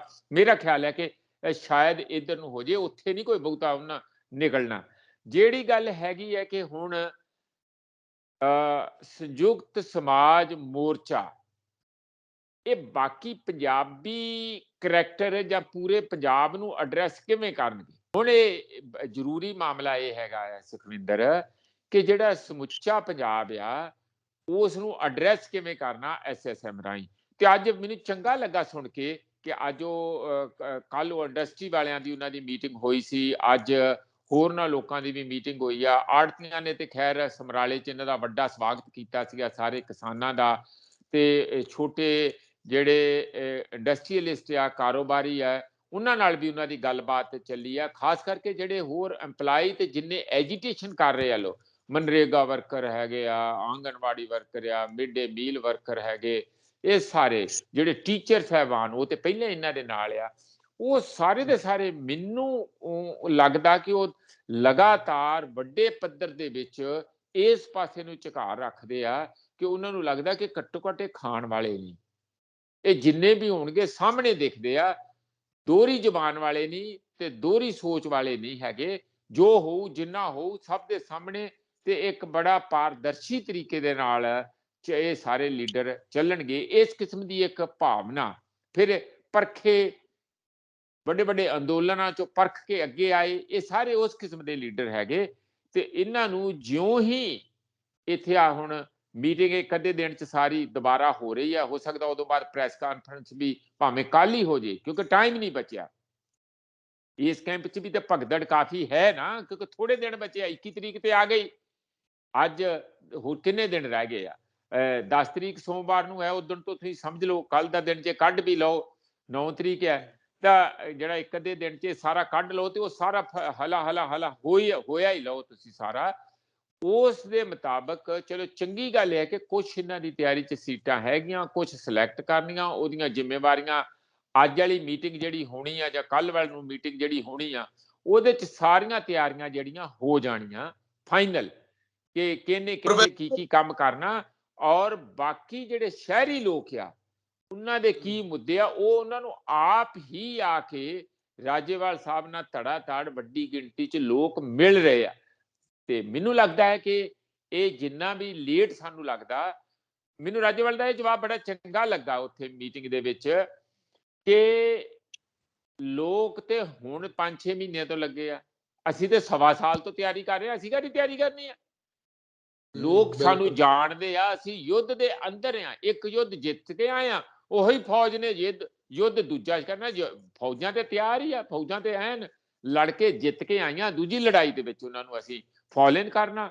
ਤੇ ਇਸ ਲਈ ਇਹਨਾਂ ਦੀ ਉਹ ਕਹਿੰਦੇ ਕਿ ਸਾਡੀ ਲੜਾਈ ਤੇ ਪੰਜਾਬੀਆਂ ਨੇ ਲੜਨੀ ਆ, ਵੋਟਰਾਂ ਨੇ ਲੜਨੀ ਆ, ਤੇ ਅਸੀਂ ਲੜਾਈ ਪੈਸੇ ਨਾਲ ਨਹੀਂ ਲੜਨੀ, ਗੱਡੀਆਂ ਨਹੀਂ ਲੜਨੀ, ਅਸੀਂ ਤੇ ਉਹਨਾਂ ਨੂੰ ਹੀ ਅਪੀਲ ਕਰਨੀ ਆ, ਉਹ ਆਲਰੇਡੀ ਤਿਆਰ ਬੈਠੇ ਆ। ਇਹ ਮੈਨੂੰ ਉਹਦੇ ਚ ਕਾਫੀ ਗੱਲ ਚ ਦਮ ਲੱਗਾ। ਹਾਂਜੀ ਪ੍ਰੋਫੈਸਰ ਸਾਹਿਬ, ਇੱਥੇ ਹੁਣ ਸਵਾਲ ਥੋੜਾ ਜਿਹਾ ਜੇ ਆਪਾਂ ਹੋਰ ਗੰਭੀਰਤਾ ਨਾਲ ਇਹਨੂੰ ਲਈਏ ਕਿ ਵੋਟਾਂ ਜਿਹੜੀਆਂ ਨੇ, ਜਿਹੜੀਆਂ ਪਿੰਡਾਂ ਦੇ ਵਿੱਚ ਨੇ, ਸ਼ਹਿਰਾਂ ਦੇ ਵਿੱਚ ਨੇ, ਧਰੂਵੀਕਰਨ ਕਿੱਦਾਂ ਸਿਆਸੀ ਪਾਰਟੀਆਂ ਕਰਦੀਆਂ ਆਪਾਂ ਦੇਖਦੇ ਹੀ ਆ, ਸਮਝ ਰਹੇ ਆ, ਕਿਸਾਨ ਵੀ ਸਮਝ ਰਹੇ ਨੇ, ਇਹਨਾਂ ਨੇ ਦੇਖਿਆ ਸਾਲ ਡੇਢ ਹੰਢਾ ਕੇ ਕਿ ਕਿੱਦਾਂ ਸਿਆਸਤ ਜਿਹੜੀ ਆ ਹਰ ਪੱਧਰ ਤੱਕ ਕੀਤੀ ਜਾਂਦੀ ਆ। ਲੋਕਾਂ ਦਾ ਮਾਈਂਡ ਡਾਇਵਰਟ ਕਿੱਦਾਂ ਕਰ ਲੈਣਗੇ? ਕਿਉਂਕਿ ਕਈ ਇਹੋ ਜਿਹੇ ਬੈਠੇ ਇਹਨਾਂ ਦੇ ਵਿੱਚ ਜਿਹੜੇ ਕਹਿੰਦੇ ਅਸੀਂ ਕੱਟੜ ਅਕਾਲੀ ਆ, ਕਈ ਕਹਿੰਦੇ ਅਸੀਂ ਕੱਟੜ ਕਾਂਗਰਸੀ ਆ, ਜੋ ਮਰਜ਼ੀ ਹੋ ਜਾਏ ਵੋਟ ਤੇ ਇਹਨਾਂ ਨੂੰ ਹੀ ਪਾਉਣੀ ਆ। ਤਾਂ ਗੱਲ ਸੰਯੁਕਤ ਸਮਾਜ ਮੋਰਚੇ ਦੀ ਕਿ ਇਹ ਕਿੱਦਾਂ, ਕਿਉਂਕਿ ਬਹੁਤਾ ਧਿਆਨ ਬੀਜੇਪੀ ਦਾ, ਉਹ ਕਹਿੰਦੇ ਕਾਂਗਰਸ ਦਾ ਵੀ ਸ਼ਹਿਰੀ ਵੋਟ ਉੱਤੇ ਰਹਿੰਦਾ, ਬੀਜੇਪੀ ਦਾ ਵੀ ਰਹਿੰਦਾ, ਪਿੰਡਾਂ ਵਾਲੀ ਜਿਹੜੀ ਵੋਟ ਅਕਾਲੀਆਂ ਨਾਲ ਵੀ ਚਲੀ ਜਾਂਦੀ ਹੈ, ਕਾਂਗਰਸ ਨਾਲ ਵੀ ਚਲੀ ਜਾਂਦੀ ਹੈ, ਉਹ ਵੰਡੀ ਵੰਡਾਈ ਰਹਿੰਦੀ ਹੈ। ਆਮ ਆਦਮੀ ਪਾਰਟੀ ਆਉਣ ਦੇ ਨਾਲ ਥੋੜਾ ਤੀਜੇ ਪਾਸੇ ਵੀ ਚਲੀ ਗਈ। ਇਸ ਤਰ੍ਹਾਂ ਦਾ ਅਸਰ ਇਹ ਪੰਜਾਬ ਦੇ ਵਿੱਚ ਇਹ ਵੀ ਸੀਨ ਦੇਖਣ ਨੂੰ ਮਿਲਦਾ ਇਸ ਵਾਰ। ਦੇਖੋ ਗੱਲ ਇੱਕ ਆ, ਭਾਵੇਂ ਕੋਈ ਸ਼ਹਿਰੀ ਹੋਵੇ ਤੇ ਭਾਵੇਂ ਕੋਈ ਪੇਂਡੂ ਹੋਵੇ, ਜਦੋਂ ਦਫ਼ਤਰਾਂ 'ਚ ਧੱਕੇ ਪੈਂਦੇ ਆ, ਜਦੋਂ ਕਿਸੇ ਵੀ ਇੰਡਸਟਰੀ ਵਾਲੇ ਨੇ, ਫੈਕਟਰੀ ਵਾਲੇ ਨੇ 20-21 ਕਿਸਮ ਦੀਆਂ ਕਲੀਅਰੈਂਸ ਲੈਣੀਆਂ ਹੁੰਦੀਆਂ, ਤੇ ਹਰ ਜਗ੍ਹਾ ਇੱਕ ਵੱਡਾ ਮੂੰਹ ਅੱਡ ਕੇ ਬੈਠਾ ਹੁੰਦਾ, ਉਹ ਐਂ ਕਰਕੇ ਜਦ ਤੱਕ ਉਹ ਸੁੱਟਦਾ ਨਹੀਂ ਆ ਮਠਿਆਈ ਉਹਦੇ 'ਚ, ਉਹ ਮੂੰਹ ਬੰਦ ਹੀ ਨਹੀਂ ਹੁੰਦਾ ਭਾਵੇਂ ਮੱਖੀ ਪੈ ਜੇ। ਇਸ ਲਈ ਇਹ ਜਿਹੜਾ ਸਾਰਾ ਉਹਨਾਂ ਨੂੰ ਇਸ ਛੁਟਕਾਰਾ ਕਰਪਸ਼ਨ ਤੋਂ ਜਿਹੜੀ ਚੇਨ ਬਣੀ ਆ, ਤੇ ਔਰ ਉਹ ਇੱਕ ਬੜੀ ਇੱਕ ਸੈਕੂਲਰ ਜਿਹਾ ਪ੍ਰੋਸੈਸ ਬਣ ਗਿਆ ਵੀ ਇੰਨਾ ਤੇ ਦੇਣਾ ਹੀ ਦੇਣਾ, ਇਹਦੇ ਬਗੈਰ ਤੇ ਕਿਵੇਂ ਕੰਮ ਹੋ ਜਾਊਗਾ। ਉਹ ਹੱਕ ਵੀ ਸਮਝਦੇ ਆ, ਉਹ ਪੈਸੇ ਨੂੰ ਕਰਪਸ਼ਨ ਨਹੀਂ ਸਮਝਦੇ, ਸ਼ਰਮ ਨਹੀਂ ਸਮਝਦੇ। ਜਿਹੜੇ ਪੈਸੇ ਲੈਂਦੇ ਆ ਚੇਨ ਦੇ ਵਿੱਚ ਜਿਹੜੇ ਬੈਠੇ ਆ, ਉਹ ਆਪਣੇ ਆਪ ਨੂੰ ਸਮਝਦੇ ਵੀ ਇਹ ਤੇ ਸਾਡਾ ਹੱਕ ਆ। ਉਸ ਕਰਕੇ ਉਹ ਸਾਰੇ ਲੋਕ ਇਹਨਾਂ ਗੱਲਾਂ ਤੋਂ ਪਰੇਸ਼ਾਨ ਆ। ਪੰਜਾਬ ਦਾ ਜੇ ਪੱਠਾ ਬੈਠਾ ਉਹ ਲੋਕਾਂ ਵੱਲੋਂ ਥੋੜੀ ਬੈਠਾ। ਇਹ ਜਿਹੜੀ ਅਫਸਰਸ਼ਾਹੀ, ਕਰਪਟ ਅਫਸਰਸ਼ਾਹੀ, ਕਰਪਟ ਪੁਲਿਸ ਦੇ ਮਹਿਕਮੇ ਦੇ ਵਿੱਚ, ਕਰਪਟ ਹੋਰ ਵੀ ਡਿਸੀਜਨ ਮੇਕਿੰਗ ਦੇ ਵਿੱਚ ਬਹੁਤ ਕੁਝ ਹੈਗਾ। ਜਗ੍ਹਾ ਜਿਹੜਾ ਰਲ ਮਿਲ ਕੇ ਪੱਠਾ ਬਿਠਾਇਆ, ਉਹ ਬੰਦਾ ਜਿਹੜਾ ਭਾਵੇਂ ਉਹ ਅਮੀਰ ਆ, ਭਾਵੇਂ ਗਰੀਬ ਆ, ਭਾਵੇਂ ਸ਼ਹਿਰੀ ਆ, ਭਾਵੇਂ ਪੇਂਡੂ ਆ, ਭਾਵੇਂ ਦਲਿਤ ਹੈ, ਤੇ ਭਾਵੇਂ ਕੋਈ ਸਵਰਨ ਜਾਤੀਆਂ ਦੇ ਵਿੱਚ, ਉਹ ਸਾਰੇ ਇਸ ਮਿਸ ਗਵਰਨੈਂਸ ਤੋਂ ਕਹਿ ਲਓ ਜਾਂ ਕੁਸ਼ਾਸਨ ਤੋਂ ਕਹਿ ਲਓ ਕਾਫੀ ਪਰੇਸ਼ਾਨ ਆ। ਪਹਿਲੀ ਤੇ ਗੱਲ ਇਹ ਹੈ ਕਿ ਇਹੋ ਜਿਹੇ ਲੋਕ ਜੇ ਅੱਗੇ ਆਉਣਗੇ ਜਿਹੜੇ ਸੰਘਰਸ਼ਾਂ ਚੋਂ ਪਰਖੇ ਹੋਏ ਆ, ਉਹਨਾਂ ਚੋਂ ਕੁਝ EMPLOYEES ਵਿੱਚੋਂ ਹੋਣਗੇ, ਕੁਝ ਹੋਰ ਸਮਝ ਲਓ ਕਿ ਤੁਸੀਂ ਇੰਟੈਲੈਕਚੁਅਲਸ ਵਿੱਚੋਂ ਹੋਣਗੇ, ਕੁਝ ਟੀਚਰਾਂ ਚੋਂ ਹੋ ਸਕਦੇ ਆ, ਕੁਝ ਅਫਸਰਾਂ ਚੋਂ ਵੀ ਹੋ ਸਕਦੇ ਆ, ਜਿਹੜੇ ਰਿਟਾਇਰਡ ਅਫਸਰ ਹੈਗੇ ਆ, ਕਿਹੜੇ ਸਾਰੇ ਚੰਗੇ ਬਹੁਤ ਲੋਕ ਹੈਗੇ, ਕਈ ਬੜੇ ਤਗੜੇ ਜ਼ਿੰਦਗੀ ਭਰ ਦੇ ਪਰਖੇ ਹੋਏ ਐਕਟਿਵਿਸਟ ਵੀ ਹੈਗੇ ਆ, ਜਿਹੜੇ ਕਿਸੇ ਪਾਰਟੀ ਦੇ ਨਾਲ ਨਹੀਂ। ਉਹ ਸਾਰਿਆਂ ਨੂੰ ਆਪ ਅੱਗੇ ਆ ਕੇ ਪ੍ਰਪੋਜ਼ ਕਰਨਾ ਚਾਹੀਦਾ ਕਿ ਅਸੀਂ ਅੱਗੇ ਆਈਏ ਔਰ ਇਸ ਵਾਰੀ ਇੱਕ ਪਲਟਾ ਮਾਰੀਏ। ਹਾਲਾਂ ਮੈਂ ਨਹੀਂ ਕਹਿੰਦਾ ਕਿ ਇਹ ਕੰਮ ਸੌਖਾ ਆ, ਕਾਰਨ ਇਹ ਆ ਕਿ ਅੱਗੇ ਜਿਹੜਾ ਤੁਸੀਂ ਸਵਾਲ ਕਹਿੰਦੇ ਆ, ਉਹੋ ਜਿਹੇ ਘਾਗ ਬੰਦਿਆਂ ਨਾਲ ਪੈਂਦਾ ਜਿਨ੍ਹਾਂ ਨੇ ਹਰ ਕਿਸਮ ਦਾ ਹੱਥ ਕੰਡਾ, ਹਰ ਕਿਸਮ ਦੀ ਸਾਜ਼ਿਸ਼ ਵਰਤ ਕਰਨੀ ਹੁੰਦੀ ਆ ਇਹਨਾਂ ਜਿਹੜੇ ਨਵੇਂ ਲੋਕ ਆ ਉਹਨਾਂ ਨੂੰ ਠਿੱਬੀ ਲਾਉਣ ਲਈ। ਪਰ ਜਿੰਨਾ ਆਮ ਪੰਜਾਬੀ ਪੇਂਡੂ ਹੋਏ, ਸ਼ਹਿਰੀ ਹੋਏ, ਇਹਨਾਂ ਸਾਰੀਆਂ ਰਮਜ਼ਾਂ ਤੋਂ ਸਮਝਦਾ ਆ, ਮੇਰਾ ਖਿਆਲ ਹੈ ਕਿ ਉਹ ਕਾਫੀ ਹੱਦ ਤੱਕ ਇਹਨਾਂ ਸਾਰੀਆਂ ਜ਼ਿਗ ਜ਼ੈਗ ਜਿਹੜੀਆਂ ਚਾਲਾਂ ਆ ਸੋਸ਼ਲ ਮੀਡੀਆ ਦੇ ਕਰਕੇ ਵੀ ਹੋਰਨਾਂ ਕਰਕੇ ਵੀ ਆਮ ਬੰਦੇ ਕਾਫੀ ਸਮਝਦੇ ਹੈ। ਲਗਾਤਾਰ ਉਹਨਾਂ ਨੂੰ ਇਨਫੋਰਮੇਸ਼ਨ ਹੋ ਰਹੀ ਹੈ ਕਿ ਪਾਰਟੀ ਕਿਹੜੇ ਕਿਹੜੇ ਹੱਥ ਕੰਡੇ, ਕਿਹੜੇ ਕਿਹੜੇ ਦਾ ਪੇਚ, ਕਿਹੜੇ ਕਿਹੜੇ ਲਾਲਚ, ਕਿਹੜੇ ਕਿਹੜੇ ਭਰੋਸੇ, ਕਿਹੜੇ ਕਿਹੜੇ ਧੋਖੇ ਸਾਰੀਆਂ ਹਰ ਵਾਰ ਦਿੰਦੀਆਂ। ਇਸ ਲਈ ਮੈਨੂੰ ਲੱਗਦਾ ਹੈ ਕਿ SSM ਜੇ ਆਪਣੀ ਥੋੜੀ ਜਿਹੀ ਤਿਆਰੀ ਦੇ ਨਾਲ ਥੋੜੇ ਜਿਹਾ ਇਸ ਗੱਲ ਦਾ ਖਿਆਲ ਰੱਖਣ ਕਿ ਸਿਫਾਰਸ਼ੀ ਕਿਸੇ ਨੂੰ ਨਾ ਰੱਖਣ, ਜਿਹੜਾ ਉਹਨਾਂ ਨੂੰ ਵਾਕਿਆ ਹੀ ਬੈਸਟ ਚਿਹਰਾ ਲੱਗੇ ਉਸ ਨੂੰ ਕਹਿਣ ਕਿ ਆ ਚੱਕ ਟਿਕਟ। ਇੱਥੇ ਬੜੇ ਪੈਸੇ ਵਾਲੇ ਫਿਰਨਗੇ, ਇੱਥੇ ਬੜੇ ਦੂਜੀਆਂ ਪਾਰਟੀਆਂ ਵਾਲੇ ਅੰਦਰ ਵਾੜ ਕੇ ਫਿਰਨਗੇ, ਕਈ ਕੁਛ ਹੁੰਦਾ ਆ। ਫਿਰ ਲਾਸਟ ਮੂਮੈਂਟ ਤੇ ਲਾਲਚ ਦੇ ਕੇ ਜਦੋਂ ਲਾਸਟ ਡੇਟ ਲੰਘ ਜੂਗੀ ਵਿਦਡਰਾਅਲ ਦੀ, ਕਈਆਂ ਨੂੰ ਬਿਠਾ ਵੀ ਸਕਦੇ ਆ। ਅਸੀਂ ਦੇਖਿਆ ਸਾਡੇ ਸਾਹਮਣੇ ਛੋਟੀਆਂ ਛੋਟੀਆਂ ਚੋਣਾਂ 'ਚ ਕਈ ਵਾਰੀ ਇੰਝ ਹੁੰਦਾ ਕਿ ਇਹ ਤੇ ਵੱਡੀ ਚੋਣ ਆ, ਅਹਿਮ ਚੋਣ ਆ। ਇਸ ਲਈ ਇਹ ਸਾਰੀਆਂ ਗੱਲਾਂ ਸਾਡੀ ਜਿਹੜੀ ਸਿਲੈਕਸ਼ਨ ਕਮੇਟੀ ਹੋਵੇ ਇਹਨਾਂ ਦੀ, ਕਿਸਾਨ ਵੀਰਾਂ ਦੀ, ਉਹਨਾਂ ਨੂੰ ਇਹ ਜ਼ਰੂਰ ਸੋਚਣਾ ਚਾਹੀਦਾ ਕਿ ਦੇਖੋ ਜਿਹੜੀ ਸਕਰੀਨਿੰਗ ਕਮੇਟੀ ਹੋਵੇ ਜਾਂ ਬੰਦੇ ਜਿਹੜੇ ਅੱਗੇ ਆਉਣ ਉਹ ਬੇਦਾਗ ਚਿਹਰੇ ਹੋਣ, ਉਹ ਵਾਕਿਆ ਹੀ ਪੰਜਾਬ ਲਈ ਉਹਨਾਂ ਦੇ ਮਨ ਵਿੱਚ ਦਰਦ ਹੋਵੇ ਤੇ ਇੱਕ ਵਿਜ਼ਨ ਵੀ ਹੋਏ। ਕੱਲਾ ਦਰਦ ਹੀ ਨਹੀਂ ਕੰਮ ਚੱਲੂਗਾ, ਇੱਕ ਕੰਮ ਕਿਵੇਂ ਕਰਨਾ, ਗੱਲ ਨੂੰ ਅੱਗੇ ਕਿਵੇਂ ਤੋਰਨਾ, ਗੱਲ ਨੂੰ ਡਿੱਗੇ ਭੱਜੇ ਟੁੱਟੇ ਢਾਂਚੇ ਨੂੰ ਠੀਕ ਕਿਵੇਂ ਕਰਨਾ, ਇਹ ਸਾਰਾ ਵੀ ਉਹਨਾਂ ਦਾ ਥੋੜਾ ਬਹੁਤ ਤਜਰਬਾ ਹੋਏ। ਤੇ ਮੈਨੂੰ ਲੱਗਦਾ ਕਿ ਇੱਕ ਪਾਸੇ ਜਨ ਅੰਦੋਲਨ ਹੋਊਗਾ, ਜਨ ਸਮੂਹ ਹੋਊਗਾ ਪੰਜਾਬ ਦਾ ਜਿਹੜਾ ਪੀੜਤ ਆ ਜਿਹੜੀ ਕਰਪਸ਼ਨ ਦੀ ਪੋਲਿਟਿਕਸ ਤੋਂ, ਹੋਰ ਕਿਸਮ ਦੀ ਕੁਸ਼ਾਸਨ ਤੋਂ, ਉਹ ਸਾਰੇ ਇੱਕ ਪਾਸੇ ਹੋਣਗੇ ਔਰ ਦੂਜੇ ਪਾਸੇ ਆਮ ਲੋਕ SSM ਦੇ ਹੋਣਗੇ। ਇਹ ਕਾਫੀ ਰੌਚਕ ਬਣੂਗਾ। ਮੇਰਾ ਆਖਰੀ ਸਵਾਲ ਹੈ ਪ੍ਰੋਫੈਸਰ ਸਾਹਿਬ, ਲੋਕ ਵੀ ਚਾਹੁੰਦੇ ਨੇ ਕਿ ਚੰਗੇ ਚਿਹਰੇ ਅੱਗੇ ਆਉਣ, ਉਹ ਆਉਣ ਜਿਹੜੇ ਚਾਹੁੰਦੇ ਨੇ ਕਿ ਅਸੀਂ ਆਪਣੇ ਬੱਚਿਆਂ ਦਾ ਭਵਿੱਖ ਪੰਜਾਬ ਦੇ ਵਿੱਚ ਹੀ ਸਵਾਰਨਾ, ਅਸੀਂ ਇਹਨਾਂ ਨੂੰ ਬਾਹਰਲੇ ਮੁਲਕਾਂ 'ਚ ਨਹੀਂ ਭੇਜਣਾ, ਇੱਥੇ ਰਹਿ ਕੇ ਇੱਥੋਂ ਇੰਨੇ ਜੋਗਾ ਤਾਂ ਕਰ ਦਈਏ ਘੱਟੋ ਘੱਟ ਆਪਣਾ ਤੇ ਆਪਣੇ ਪਰਿਵਾਰ ਦਾ ਪਾਲਣ ਪੋਸ਼ਣ ਕਰਨ। ਪਰ ਕੀ ਕਿਸਾਨਾਂ ਨੂੰ ਇਸ ਮਿੱਥ ਨੂੰ ਵੀ ਤੋੜਨ ਦੀ ਲੋੜ ਨਹੀਂ ਜਿਹੜੀ ਪਿੰਡਾਂ ਦੇ ਵਿੱਚ ਆਮ ਲੋਕਾਂ ਚਰਚਾਵਾਂ ਰਹਿੰਦੀਆਂ ਕਿ ਕਿਸਾਨਾਂ ਤੇ ਮਜ਼ਦੂਰਾਂ ਦਾ ਜਿੰਨਾ ਮਰਜ਼ੀ ਇਹ ਕਹਿ ਰਹੇ ਕਿ ਕਿਸਾਨ ਮਜ਼ਦੂਰ ਏਕਤਾ ਜ਼ਿੰਦਾਬਾਦ, ਪਰ ਜੋ ਕੁਝ ਪਿੰਡ ਪੱਧਰ ਤੇ ਹੁੰਦਾ ਹੈ ਜਾਂ ਆਪਾਂ ਦੇਖਦੇ ਹਾਂ ਜੋ ਕੁਝ ਇਹਨਾਂ ਦੇ ਘਰਾਂ 'ਚ ਵਾਪਰਦਾ, ਕੋਈ ਐਸੀ ਭਾਈਚਾਰੇ ਵਾਲਾ ਵਿਤਕਰੇਬਾਜ਼ੀ, ਉਹਨੂੰ ਸਾਰੇ ਨੂੰ ਵੀ ਉਸ ਮਿੱਥ ਨੂੰ ਤੋੜਨਾ ਪੈਣਾ। ਮੈਂ ਅੱਗੇ ਵੀ ਕਈ ਵਾਰੀ ਗੱਲ ਕਰ ਚੁੱਕਿਆ ਕਿ ਸੀਟਾਂ ਦੀ ਵੰਡ ਨੂੰ ਲੈ ਕੇ ਵੀ ਕਿ ਤੁਸੀਂ ਇਹੋ ਜਿਹੇ ਲੋਕਾਂ ਨੂੰ ਵੀ ਲੈ ਕੇ ਆਓ, ਜੇ ਆਪ ਵਾਲੇ ਕਹਿੰਦੇ ਸੀ ਕਿ ਅਸੀਂ ਆਮ ਦੇ ਨਾਲ ਆ ਤੇ ਮੁੜ ਕੇ ਉਹ ਖਾਸ ਹੋ ਗਏ, ਤੁਸੀਂ ਇਹੋ ਜਿਹੇ ਬੰਦੇ ਵੀ ਲੈ ਕੇ ਆਓ। ਐਗਜ਼ਾਮਪਲ ਜਿਵੇਂ ਕੋਈ ਰਿਕਸ਼ੇ ਵਾਲਾ, ਕੋਈ ਰੇਹੜੀ ਆ, ਵੈਸੇ ਮੈਂ ਕਹਿ ਰਿਹਾ ਮਤਲਬ ਇਹੋ ਜਿਹੇ ਬਿਲਕੁਲ ਨੀਚੋਂ ਉੱਠੇ ਲੋਕ, ਨਾਲੇ ਉਹ ਇਹੋ ਜਿਹੇ ਭਾਈਚਾਰਿਆਂ ਦੇ ਨਾਲ ਹੋਣ ਕਿ ਲੋਕਾਂ ਨੂੰ ਵਾਕਈ ਲੱਗੇ ਕਿ ਕਿਸਾਨ ਮਜ਼ਦੂਰ ਏਕਤਾ ਆ, ਇਹ ਸਮਾਜ ਏਕਤਾ ਆ, ਇਸੇ ਵਿੱਚ ਸਮਾਜ ਵਸਦਾ। ਮੈਨੂੰ ਨਹੀਂ ਲੱਗਦਾ ਕਿ ਕੋਈ ਚਾਹ ਬਣਾਉਣ ਵਾਲਾ ਜਾਂ ਸਮੋਸੇ ਬਣਾਉਣ ਵਾਲਾ ਜਾਂ ਗੰਨੇ ਦਾ ਰਸ ਬਣਾਉਣ ਵਾਲਾ ਇਹ ਚਾਹੁੰਦਾ ਕਿ ਮੈਨੂੰ ਤੁਸੀਂ ਕੈਂਡੀਡੇਟ ਖੜਾ ਕਰ ਦਿਓ। ਉਹ ਤੇ ਇਹੋ ਹੀ ਚਾਹੁੰਦਾ ਕਿ ਮੈਨੂੰ ਡੰਡੇ ਨਾ ਮਾਰੋ, ਜਦੋਂ ਮੈਂ ਰਸ ਵੇਚਦਾ ਆ ਤੇ ਮੈਨੂੰ ਤੰਗ ਨਾ ਕਰੋ, ਜਿੱਥੇ ਵੇਚਦਾ ਮੇਰੀ ਰੇਹੜੀ ਨੂੰ ਖੜੇ ਰਹਿਣ ਦਿਓ। ਪਕੌੜੇ ਵਾਲਾ ਕਹਿੰਦਾ ਮੈਨੂੰ ਵੇਸਣ ਸਸਤਾ ਦਿਓ, ਤੇਲ ਸਸਤਾ ਦਿਓ, ਬੜਾ ਮਹਿੰਗਾ, ਮੈਂ ਪਕੌੜੇ ਹੋਰ ਮਹਿੰਗੇ ਨਹੀਂ ਵੇਚ ਸਕਦਾ, ਲੋਕਾਂ ਦੀ ਜੇਬ 'ਚ ਪੈਸਾ ਨਹੀਂ ਹੈ। ਇਹ ਹੈ ਉਹਨਾਂ ਦਾ ਕੰਮ। ਅਸਲ 'ਚ ਜਿਹੜਾ ਕੰਮ ਚਲਾਉਣਾ ਉਹ ਤੇ ਬੰਦਿਆਂ ਨੂੰ ਜਿਹੜਾ ਕੰਮ ਦਾ ਤਜਰਬਾ ਆ, ਪੇਸ਼ੈਂਸ ਹੈਗੀ ਹੈ। ਇਹ ਉੱਥੇ ਕਿਤੇ ਖੌਰੂ ਥੋੜੀ ਪਾਉਣਾ, ਭੰਗੜੇ ਥੋੜੀ ਪਾਉਣੇ ਆ। ਉਹ ਚੰਨੀ ਠੀਕ ਹੈ ਕਦੀ ਕਦੀ ਪਾ ਲੈਂਦੇ ਆ, ਪਰ ਸਾਰੇ ਹੀ ਭੰਗੜੇ ਪਾਉਣ ਲੱਗ ਜਾਣਗੇ ਤੇ ਫਿਰ ਪੰਜਾਬ ਨੂੰ ਕੌਣ ਸਾਂਭੂ? ਔਖਾ ਕੰਮ ਆ ਬੜਾ। ਤੇ ਇਸ ਲਈ ਉਹ ਬੰਦਿਆਂ ਦੀ ਰਲਵੀਂ ਮਿਲਵੀਂ ਟੀਮ ਹੋਏ।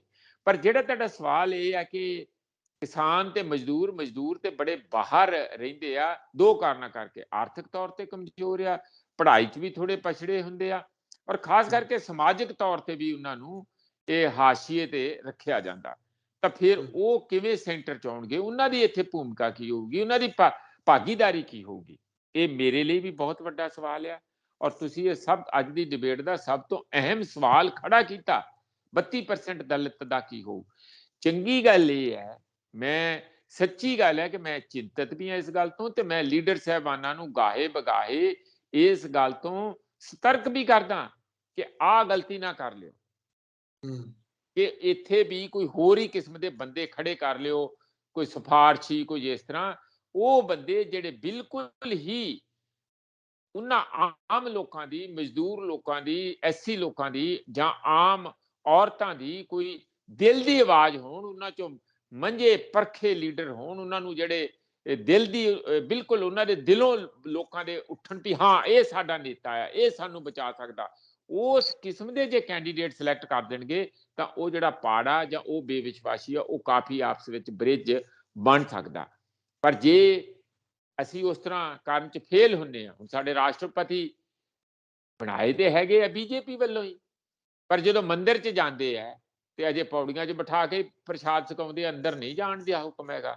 ਨਾ ਰਾਸ਼ਟਰਪਤੀ ਇਸ ਗੱਲ ਦਾ ਰੋਸ ਪ੍ਰਗਟ ਕਰਦੇ ਆ ਵੀ ਮੈਂ ਕਾਹਦਾ ਰਾਸ਼ਟਰਪਤੀ, ਮੈਂ ਜਿਸ ਧਰਮ ਦੇ ਵਿੱਚ ਆ ਕਿ ਮੈਨੂੰ ਉਸ ਧਰਮ 'ਚ ਅੰਦਰ ਜਾ ਕੇ ਪੂਜਾ ਕਰਨੀ ਨਹੀਂ, ਭਾਵੇਂ ਮੈਂ ਰਾਸ਼ਟਰਪਤੀ ਆ, ਜਾਂ ਮੈਨੂੰ ਅੰਦਰ ਜਾ ਕੇ ਨਤਮਸਤਕ ਹੋਣ ਦਾ ਟਾਈਮ ਨਹੀਂ ਹੈ, ਜਾਂ ਮੈਨੂੰ ਇਜਾਜ਼ਤ ਨਹੀਂ ਹੈ, ਟਾਈਮ ਨਹੀਂ, ਇਜਾਜ਼ਤ ਨਹੀਂ ਹੈ। ਇਹ ਜਿਹੜੇ ਸਾਡੇ ਇਸ ਕਿਸਮ ਦਾ ਵਿਤਕਰਾ ਹੈ ਸਮਾਜਿਕ ਤੌਰ ਤੇ, ਜਾਤੀਗਤ ਵਿਤਕਰਾ ਤੇ ਬਹੁਤ ਸਟਰੋਂਗ ਆ, ਭਾਵੇਂ ਇੱਥੇ ਸਿੱਖੀ ਹੈ ਤਾਂ ਵੀ ਹੈਗਾ। ਇਹ ਸਾਡੇ ਜਿਹੜੇ SSM ਦੇ ਲੀਡਰ ਸਾਹਿਬਾਨ ਆ ਜਾਂ ਜਿਹੜੀਆਂ ਵੀ ਕਮੇਟੀਆਂ ਬਣਨਗੀਆਂ, ਉਹਨਾਂ ਨੂੰ ਇਸ ਗੱਲ ਬਾਰੇ ਖਾਸ ਧਿਆਨ ਦੇਣਾ ਪਊਗਾ। ਔਰਤਾਂ ਦਾ, SC ਦਾ, OBC ਦਾ ਔਰ ਸਾਰੇ ਜਨਰਲੀ ਨਪੀੜੇ ਹੋਏ ਲੋਕਾਂ ਦਾ, ਬੇਰੁਜ਼ਗਾਰਾਂ ਦਾ, ਉਹਨਾਂ ਦੀ ਵੀ ਆਵਾਜ਼ ਕੋਈ ਨਹੀਂ ਸੁਣਦਾ, ਤਾਂ ਕਿ ਉਹ ਸਬਸਟੈਂਸ਼ੀਅਲੀ ਇਸ ਕਿਸਮ ਦੇ ਪ੍ਰੋਸੈਸ ਵਿੱਚ ਉਹਨਾਂ ਦੀ ਨੁਮਾਇੰਦਗੀ ਹੋਵੇ, ਤਾਂ ਕਿ ਇੱਕ ਸਮੁੱਚੇ ਲੋਕਾਂ ਦਾ ਇੱਕ ਬੈਲੈਂਸ ਪਿਕਚਰ ਬਣੇ ਔਰ ਇਹ ਜਿਹੜਾ ਸਮੂਹ ਅੱਗੇ ਆਵੇ, ਕੈਂਡੀਡੇਟਾਂ ਦੀ ਇੱਕ ਜਿਹੜੀ ਟੀਮ ਅੱਗੇ ਆਏ, ਉਹ ਉਹਨਾਂ ਸਾਰਿਆਂ ਦੀ ਇੱਕ ਨੁਮਾਇੰਦਾ ਟੀਮ ਹੋਏ ਤੇ ਵਾਕਿਆ ਹੀ ਇਹ ਲੱਗੇ ਕਿ ਇਹ ਸੰਯੁਕਤ ਸਮਾਜ ਮੋਰਚਾ ਆ, ਨਾ ਕਿ ਕੱਲਾ ਕੱਲੇ ਦਾ ਕੋਈ ਮੋਰਚਾ ਹੈ। ਹਾਂਜੀ, ਸ਼ੁਕਰੀਆ ਪ੍ਰੋਫੈਸਰ ਸਾਹਿਬ, ਧੰਨਵਾਦ ਤੁਹਾਡਾ। ਬਹੁਤ ਬਹੁਤ ਸ਼ੁਕਰੀਆ ਸੁਖਵਿੰਦਰ ਜੀ, ਤੁਹਾਡਾ, ਤੁਹਾਡੀ ਟੀਮ ਦਾ ਔਰ ਸਾਡੇ ਸਰੋਤਿਆਂ ਦਾ ਬਹੁਤ ਬਹੁਤ ਧੰਨਵਾਦ। ਸੋ ਮੇਰੇ ਨਾਲ ਮੌਜੂਦ ਸਨ ਉਗੇ ਸਿਆਸੀ ਮਾਹਰ ਪ੍ਰੋਫੈਸਰ ਮਨਜੀਤ ਸਿੰਘ। ਗੱਲਬਾਤ ਸੰਯੁਕਤ ਸਮਾਜ ਮੋਰਚੇ ਤੇ ਅੱਗੇ ਪੰਜਾਬ ਦੇ ਭਵਿੱਖ ਉੱਤੇ ਕੀਤੀ ਆ। ਹਾਲਾਂਕਿ ਕਿਸਾਨ ਲੀਡਰ ਬਹੁਤ ਸੂਝਵਾਨ ਨੇ, ਸਾਡੇ ਨਾਲੋਂ ਉਮਰ ਦਰਾਜ਼ ਨੇ, ਉਹਨਾਂ ਨੂੰ ਸਭ ਪਤਾ ਹੈ ਸਿਆਸਤ ਉਹਨਾਂ ਨੂੰ ਕਿਵੇਂ ਵਰਤਦੀ ਰਹੀ ਆ। ਪਰ ਬੜੀ ਪ੍ਰੀਖਿਆ ਦੀ ਘੜੀ ਹੋ ਜਾਂਦੀ ਹੈ ਜਦੋਂ ਤੁਸੀਂ ਲੋਕਾਂ ਦੇ ਵਿੱਚ ਆਪ ਸਿਆਸੀ ਤੌਰ ਦੇ ਉੱਤੇ ਜਾਣਾ ਆ, ਉੱਥੇ ਸੇਵਕ ਬਣ ਕੇ ਜਾਓ ਜਾਂ ਜਿਸ ਢੰਗ ਨਾਲ ਮਰਜ਼ੀ ਜਾਓ। ਸਿਆਸਤ ਜਿਹੜੀ ਆ ਉਹ ਮੇਰੇ ਮੁਤਾਬਕ ਨੰਬਰਾਂ ਦੀ ਗੇਮ ਆ, ਘਟ ਗਏ ਤੇ ਵੱਧ ਗਏ। ਕਿਸਾਨ ਲੀਡਰ ਜੇ ਸੱਤਾ ਦੇ ਵਿੱਚ ਆਉਣ ਜਾਂ ਨਾ ਆਉਣ, ਪਰ ਜੇ ਉਹ ਲੋਕਾਂ ਦੇ ਵਿੱਚ ਹੀ ਵਿਚਰਦੇ ਰਹੇ ਤਾਂ ਲੋਕ ਸਮਝ ਜਾਣਗੇ ਕਿ ਬਿਲਕੁਲ ਇਹ ਸਾਡੇ ਲੀਡਰ ਨੇ, ਸਾਡੀ ਗੱਲ ਕਰਦੇ ਨੇ, ਇਸ ਕਰਕੇ ਇਹਨਾਂ ਨੂੰ ਸਾਡੀ ਜਿਹੜੀ ਹੈ ਅਗਵਾਈ ਮਿਲਣੀ ਚਾਹੀਦੀ ਆ। ਸੋ ਤੁਸੀਂ ਆਪਣੇ ਵਿਚਾਰ ਕਮੈਂਟ ਜ਼ਰੂਰ ਕਰਿਓ। ਤਖਤ ਪੰਜਾਬ ਨੂੰ ਸਬਸਕ੍ਰਾਈਬ ਕਰੋ। ਮੈਨੂੰ ਇਜਾਜ਼ਤ ਦਿਓ, ਧੰਨਵਾਦ।